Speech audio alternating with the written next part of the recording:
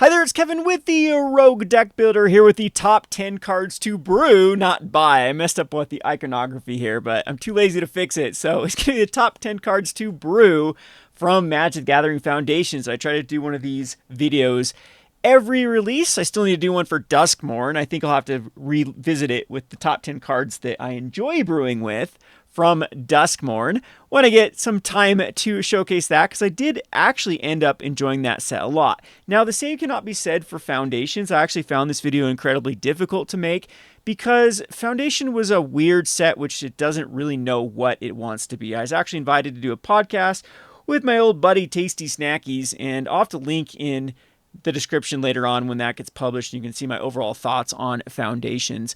But the TLDR with that is I think that it's kind of a convoluted mess with a lot of tired reprints, especially in the Mythic slot. We seem to have a lot of these like mid-range type cards from standards of yesteryears that didn't really even work in their standards, and now they're bringing them back to somehow think they might have some sort of relevance in today's really ramped up standard. And so there was a lot of less of a pool to actually work from and a lot less of interesting cards to work from. And the saddest part is I think the most interesting cards that would be fun to brew with in standard, unfortunately, were in Jumpstart. So Foundations, it has some cool little reprints for sure. It does have some tired archetypes that they're bringing back that I would wish, we've already played. That was one of my other problems with Foundations. It feels like the cards that we'll see play in standard, we've already seen those archetypes. We've already played with the cards before in standard. And wasn't that the whole point of Pioneer, was to revisit standard archetypes that rotated? So I don't know. I have a lot of mixed feelings about Foundations, but I won't rant too much in this video about that topic. Like I said, I'll have to link that podcast, or maybe I'll go into it on my own video of my qualms, my problems with Foundations. However, I was able to scrape by just enough cards to make a top 10 list of cards that I think will be fun to brew with. And without further ado, we'll get into my number 10. So my number 10 is going to be Arabo, the First Fang. Now this card seems pretty pushed for its ability. It reminds me a lot of Blade Splicer. This will be fun to blink. It has the Anthem effect attached into it. So basically you're going to create a 2/2 cat. You create a 1/1 and it gives it +1/+1. And any other cat that subsequently comes in non-token is also going to create a 1/1. So I like this card on curve. They've made a good curve with cats, and it just seems like enough fun things to do with it. I've been a fan of cards like Blade Splicer in the past. I've brewed with decks around it, and that's typically this card would not make my list. But like I said, I was pretty much scraping the barrel for cards that are interesting. Again, there are a lot of good cards that are coming out of Foundations, but as you can see as this list goes on, it was pretty meager to find cards that were really fun or synergistic or creative to brew around. On to my number 9. My number 9 is going to be Exemplar of Light. This is usually my honorary mention because any card that has like a Soul Sister effect, of course, is going to be in my top 10 list, as I am still known as one of the Soul Sister players, a person that piloted the deck successfully. And it's always fun to try to build Soul Sisters in standard. Unfortunately, Wizards of the Coast is really weird about creating Soul Sisters. I want them to go back to creating mirrored Soul Sisters, meaning that when a creature enters the battlefield on either person's side, it triggers. And I don't know why they went away with it, why they thought that was too powerful or too confusing or whatnot. But all of the cards now seem to only be on your battlefield, and I think that actually weakens all of these type of cards and actually makes the archetype pretty much unplayable, because it basically was a deck that was there to beat aggro-based strategies or other creature-based strategies. So basically to get some value off your opponent's casting creatures. And unfortunately, since they've no longer mirrored them, it makes this whole archetype in cards like Exemplar of Light a lot weaker. However, this is still an interesting card. I'm trying to think of the vampire out of, what was it, March of the Machines, that has the ability of when a +1 counter, it triggers. Wizards has been doing a lot of this stuff. They're like just mashing 2 cards together and calling it a day. And so it is a little bit boring for design's sake, but it does make for interesting cards when they gain a whole nother ability. So Exemplar of Light is pretty cool because it can trigger its own +1/+1 counters to then draw the card. So whenever you gain a life, put a +1 counter on this creature, and whenever you put a +1 counter on a creature, draw a card. And whenever you put one or more plus counters on this creature, draw a card, and this ability triggers once each turn. It's going to be a lot cooler if Soul Sisters had the mirroring effects in Standard, so when your opponent casts a creature, but I digress. Well, another video for another day of like, I don't understand some of where design has gone with some of their philosophies, where they've really ramped up some archetypes and nerfed others. And we are seeing like a Lana Royale coming back into Standard, which is something they went away with they didn't want 1 mana dorks. They've pushed them all to 2 mana. So hopefully in the future they can come back to Soul Sisters having that mirror type effect, and then these type of cards I think will be super playable. On to my number 8. My number 8 is going to be the Alesia, who laughs at fate. This card actually seems underwhelming when you actually start thinking about the implications of how this is going to play out. Typically speaking, 3 drops are very powerful right now. This one, though, is very fun with the ability to recur each turn. So first strike, whenever Alesia attacks, you put a +1 counter on it. Sure, it gets bigger every time it attacks. And then it has the raid effect at the beginning of your end step. If you attack this turn, return target creature card with mana value less than or equal to Alesia's power from your graveyard to the battlefield. So as I stated, though, in theory, like, it looks like a cool card, but when you actually start thinking about the scenarios of how this card is going to play out, are you going to have a creature on turn 3 in your graveyard? If you do, are you going to be able to attack with something on that turn to get the value out of Alesia? And you're also going to be getting things that are quite weak at first until you can actually pump Alesia. But you can do definitely some crazy things with this by pumping the power. If you have Anthem type effects, you can start getting back some big creatures with their raid type ability. So typically these cards are catnip for someone like me. I love to utilize my graveyard as a resource. I love to mesh that with, like, the raid mechanic actually is very interesting because it leads to building kind of aggressive decks that want to have attack triggers and whatnot. So I think this card will be very fun to brew around. On to my number 7. My number 7 is going to be Kaikar, Zephyr Awakener. Now, you're going to start to see a pattern with these type of cards. These cards seem fun, and then when you actually start to look at the implications, it's another card that seems really weird on curve. And the ability of not being able to target itself, I think, kind of makes this card weak for what it could be very strong against, which is making it immune to, like, the board wipe effects. So a lot of these exile effects make indestructible or hexproof worthless, and so being able to make them completely disappear from the battlefield, I think, is something they need to keep looking back in design space to have a way to combat these sort of exile effects. So whenever you cast a non-creature spell, you can either exile target creature you control and return that card to the battlefield under its control at the beginning of the next end step, or create a 1/1 white spirit creature token. So it has kind of the young Pyromancer-ish ability. I know there's other cards that do the white spirit creature tokens.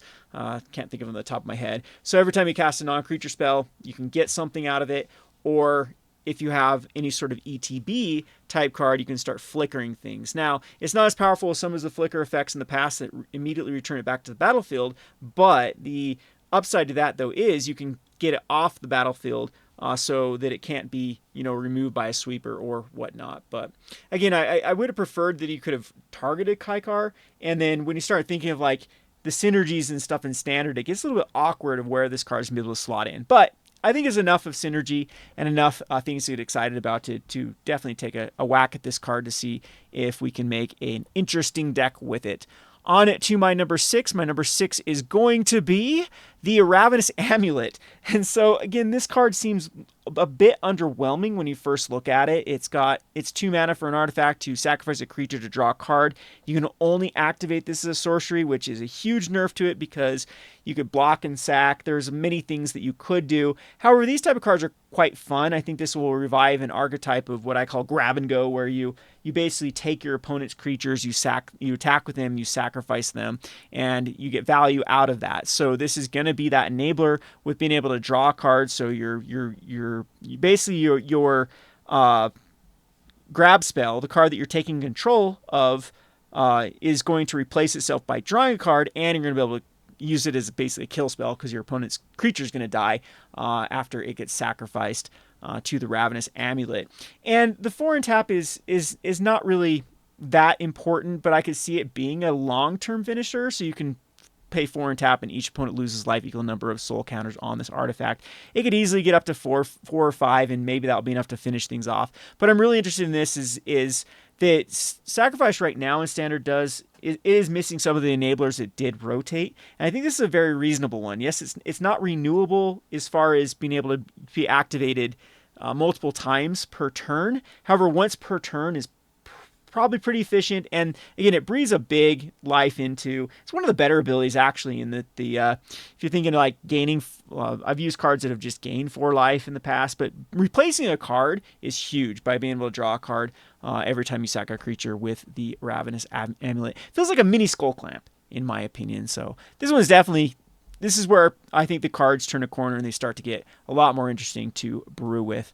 On to my number 5. My number 5 is going to be the Anthem of Champions. So I'm really excited about this because I think it's the perfect addition to Selesnya. Selesnya has been very weak lately. They've really pushed aggro to be able to compete versus control. First of all, they've pushed control so that you need to be aggressive enough with like haste type effects and or you have to have some sort of enter the battlefield type effect to get value. And Selesnya typically is a go wide strategy that wants to flood the board and go bigger than your opponents. And unfortunately, that sort of archetype has not been able to really compete in today's aggro with how aggressive red or Gruul is and how good tempo strategies, if you add blue, are, or how other tempo back and forth strategies if you add black. So typically speaking, if you're in green, you're going to be either wanting to add red for more evasion, trample, haste to push through damage, pump spells to push through damage, or you add black or blue to add that tempo type style to put down a threat, clear the board, get in for damage. It's left Selesnya without really a place. Typically, Selesnya decks like to just curve better than other decks, but with Atraxes, with board wipes, with even aggro decks that just do a better job, and Selesnya decks just being slow, it needed a little bit of oomph. And I think this is a good change because Anthems have typically been either attached to a creature, so they're susceptible to removal, or they've been 3. So we've had so many 3-mana Anthems. This is a 2-mana Anthem. I mean, there is one in Standard, but it requires being to like a Sagas or being able to flip or some sort of other prerequisite before they get the Anthem effect. This is just slap down, your creatures get +1/+1. And it's at 2 mana, it's almost value on par with just even having one creature out. So where I like this one right now is I think it already fits in a home and Standard with Selesnya Auras. I've been toying around with a deck, and the 2-drop slot's kind of weird, and we really don't... Auras are still some things that are susceptible to be getting 2 for 1, and so this is like an enchantment. You just slap it down. It's giving +1/+1. It will trigger all the other things that work off enchantments and stick around for things like Fountain Port and Mirrex, I think, become threats long term with things like Anthem. This is still a card that will get hit by the temporary lockdown, and so you can make the argument for 3 might be better there. But I want to really stress in today's Standard, the difference between 2 and 3 mana is just, it's huge. It's not like Standards in the past where 2 to 3 mana were not that big of a deal. That's, think of the time when like Hero's Downfall was actually playable. And now it's like, no, you need it on turn 2. You need to remove on turn 2. And it was the same thing when I was messing around with this Auras deck. Like the difference between throwing out a enchantment that affects the board on turn 2 versus turn 3 is massive. And I think this one's going to work perfectly in that sort of deck. And again, this is just like a good upgrade to Selesnya, that all the other combinations and colors can have their Anthem effects at 3, and this is what Selesnya wants to do, so they should get the discount for having an Anthem type effect. Again, not a very exciting card, but with all the implications stated, I think that this is going to be a fun card to really find in the right slot for these creature-based decks or enchantment aura-based decks. I think it works pretty well in. On to my number 4. My number 4 is going to be the Sphinx of the Forgotten Lore. It's a fun little card. I really love the design of this because a lot of people have been comparing it to like Torrential Gearhulk or Snapcaster Mage or some of these type of cards where you react to your opponents that typically fit in Drago. This one flips the script. You pay 4 mana for a 3/3 with flash. You can flash it out, but it doesn't get its attack trigger until it attacks. So it forces you to then go on the aggressive. And it's definitely not as powerful. It'd be way more powerful at an ETB effect and an attack trigger effect, or had some sort of other trigger where you could triggered on your opponent's turn or with untapped mana type thing. This flips the script. You go from reacting to your opponent to then going basically aggro. And then you need to start attacking, and then you start to get the value out of the Sphinx of Forgotten Lore. So I love these type of tempo shells. I love being able to clear the board, throw this out, and then you can get extra value out of all your instants or sorceries. I think it'll work really well in like red burn base shell. This is something you flash in, and then your lava spikes and your lightning strikes can be recast, and they want to be aggressive anyway.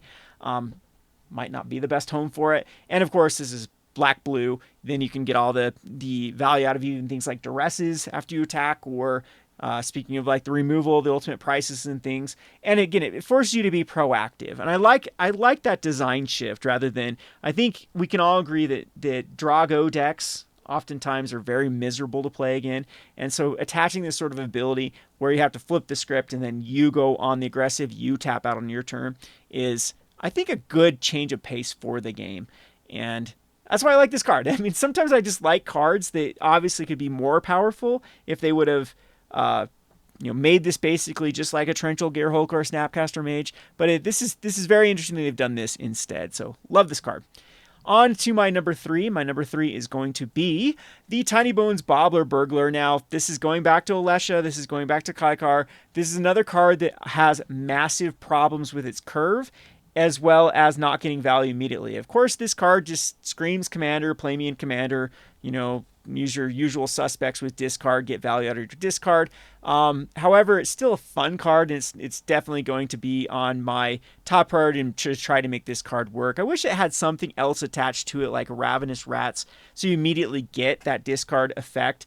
And then can start utilizing it, because as I mentioned, this curve is weird, because typically speaking, like Thoughtseize or Duress or any other thing, on turn number 1 you're going to be ripping out a card, turn number 2 you have to play Tiny Bones, and then turn number 3 then you have to like play another discard, and so it makes for this really awkward scenario of when you're discarding cards and getting value out of discarding the cards. So yeah, having that effect would have been nice on that card. It does have a 4 activated ability if each opponent discards a card, and you can only activate it as a sorcery. I don't know if they really needed to make it that way. I know that Wizards is always really shied away from making instant speed discard, because it allows for scenarios of untap, upkeep, draw, make you discard it before you can do anything with it. So I see that, but at the same point, there is some awkwardness with how the curve plays out with Tiny Bones Bobbler Burglar. But what this gets really interesting if the like dark deals type strategies, or anything that forces your opponent to kind of wheel. There are lots of things that mirror, like each player draws and discards. That's where the value engine of Tiny Bones can really start to come alive. It is very vulnerable with the 1/3 body. Again, maybe even this Death Touch, something that would have pushed this over the top, or when attacked they discarded a card. Something I think that this card needed. But as is though, these type of cards have always been really fun to brew around. One of the problems with discard decks in the past when you build discards is, okay, what do you do after you've ripped out everything out of your opponent's hand? How do you win the game? And having like this ability to like, okay, well, I can just start using my opponent's cards against them. So that's where the value is. All my discard cards effects end up being card draw in a sense, and I can start using my opponent's resources against them. And that's kind of fun. These Villainous Wealth type decks that have utilized that. And Tiny Bones, I think, does a good job kind of playing that role in these discard type strategies. On to my number 2.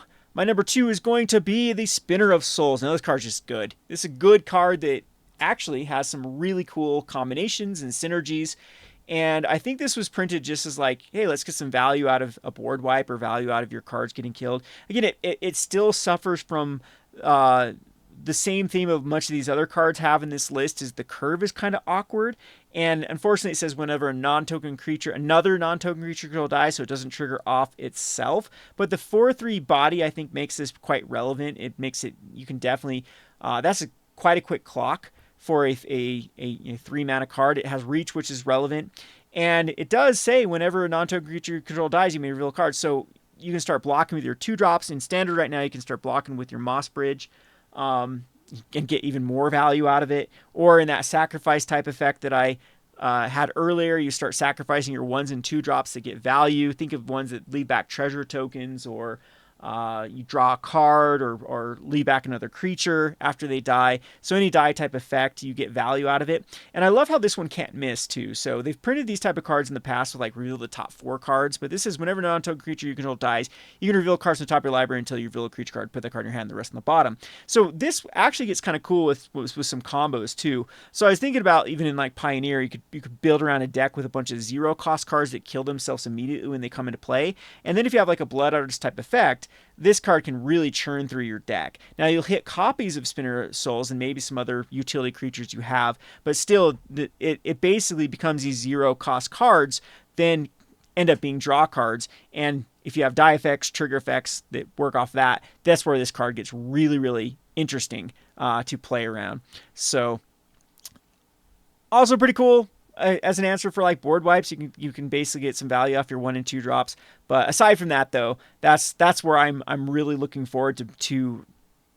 I wouldn't say breaking this card, but brewing on this card is this sort of, my creatures are, I'm going to use them as a resource to die and then get more resources off of that, and hopefully pair with my number 1 card, which is of course going to be. The most interesting card was Raise the Past. So many of these type of cards have existed in the past of Magic the Gathering. I have a framed copy of Immortal Servitude next to me because I top decked it to win my first PTQ and get a Pro Tour invite. So I've always loved cards like this. So it says return all creature cards with mana value 2 or less from your graveyard to the battlefield. There are lots of graveyard recursion strategies you can do with this.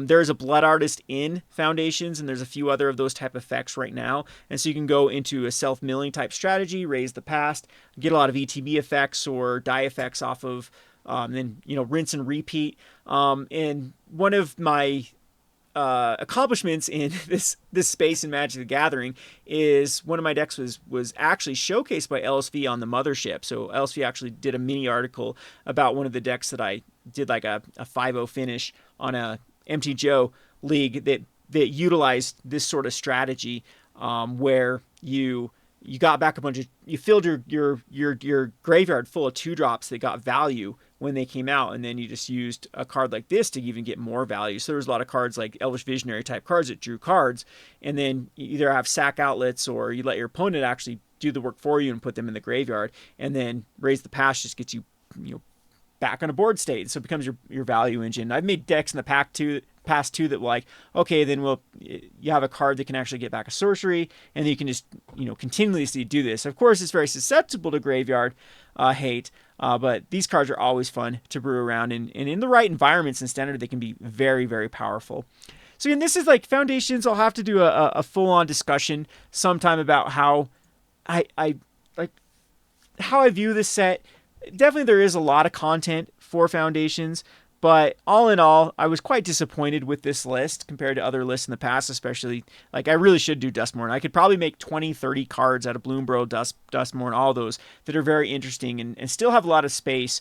I do need to get back to brewing. I think that there still is a lot of room for brews in Standard. This Standard is not as hostile to brews as some in the past. I think that now with the Mirror, and of course Foundations might mix things up, but with like, usually when there's a mid-range type strategy like Dimir or Golgari, it really leaves it wide open for you to play. We still have like these litmus tests that or is that a good way to say it? There's still these decks that you have to be able to, the unfortunate part of Standard is you have to be able to either survive versus Gruul and beat Atraxa before it comes out. So unfortunately, we're in like this like turn 4 format, stabilize on turn 2 or turn 3, and still be able to kill by turn 4. And so it pushes out a lot of strategies.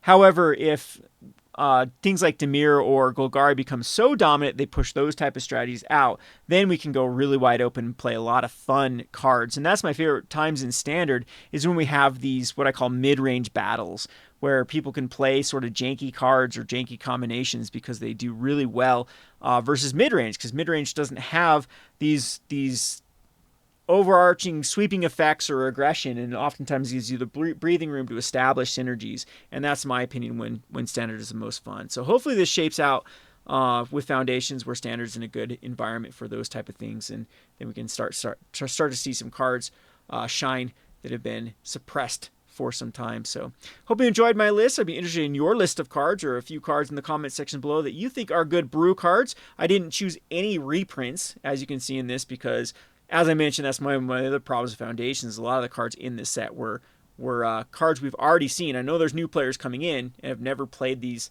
archetypes like Brinebark, Cutthroat, or trying to think of some other ones like Alina that saw Standard play before. And I think it's just, those are kind of boring. We've already been there. So anyway, maybe a rant video is on the horizon for talking about this set. But in the meantime, I hope you enjoyed this list. This has been Kevin with Rogue Deck Builder. Thanks for watching.